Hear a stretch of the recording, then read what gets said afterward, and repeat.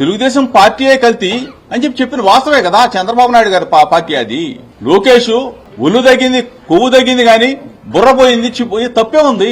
కొవ్వు కరెక్టం కాదు, వీడికి కొవ్వు పట్టింది. జైలు చెప్పకూడు బాగా వీడికి వంట పట్టింది. వీడేం మాట్లాడుతున్నాడు, వీడికి చుప్పుపోయింది. కల్తీ మద్యం గారు కల్తీ మాటలు మాట్లాడుతా ఉన్నాడు. నారా లోకేష్ గారిని విమర్శించే స్థాయి అనేది, నీ బతుకు ఎంత నువ్వెంత. కలియుగ వెంకటేశ్వర స్వామి లడ్డుని కల్తీ చేశానని మేం చెప్పామా? వాళ్ళు సుప్రీంకోర్టుకి వెళ్తేనే సిట్టి చెప్పింది. ఎవరికి దొబ్బిందిరా పైగా వాడు మాట్లాడతాడు కల్తీ తెలుగుదేశం కల్తీ అధ్యక్షుడు అంట. అరే కల్తీ మద్యంగా నువ్వు, కల్తీ మద్యంగాడు, కల్తీ రమేష్ గాడు నువ్వు మాట్లాడుతున్నావు. ఎవరిది కల్తీ తెలుగుదేశం? ఎన్టీఆర్ గారు పెట్టినటువంటి జెండా పసుపు జెండా. మాకు ఆ జెండా అట్లాగే ఉంది. మా గుర్తు సైకిల్ గుర్తు మా దగ్గర అట్లాగే ఉంది. మా నాయకులందరూ చంద్రబాబు నాయుడు గారి దగ్గరే ఉన్నారే. అన్న నందమూరి తారక రామారావు గారి కుటుంబం అంతా ఈ రోజు పార్టీలోనే ఉన్నారే. బాబు సస్తే ముఖ్యమంత్రి పదవి కోసం శవం పక్కన పెట్టుకుని శవరాజకీయాలు చేసిన శవరాజకీయాల్లో పుట్టిన పార్టీ మీ పార్టీ. ఇవాళ నేను జోగి రమేష్ ని అడుగుతున్నా, అరే బుద్ధి లేని అదవా, నీకెవరు కాంగ్రెస్ పార్టీ కాదా నీకు బీఫార్మ్ ఇచ్చింది? నువ్వు కాంగ్రెస్ నుంచి వైసీపీలోకి వచ్చావు, జగన్మోహన్ రెడ్డి కాంగ్రెస్ నుంచి వైసీపీకి వచ్చారు. మీరు కల్తీ నాయాళ్ళు, కల్తీ ఎదవలు మీరు.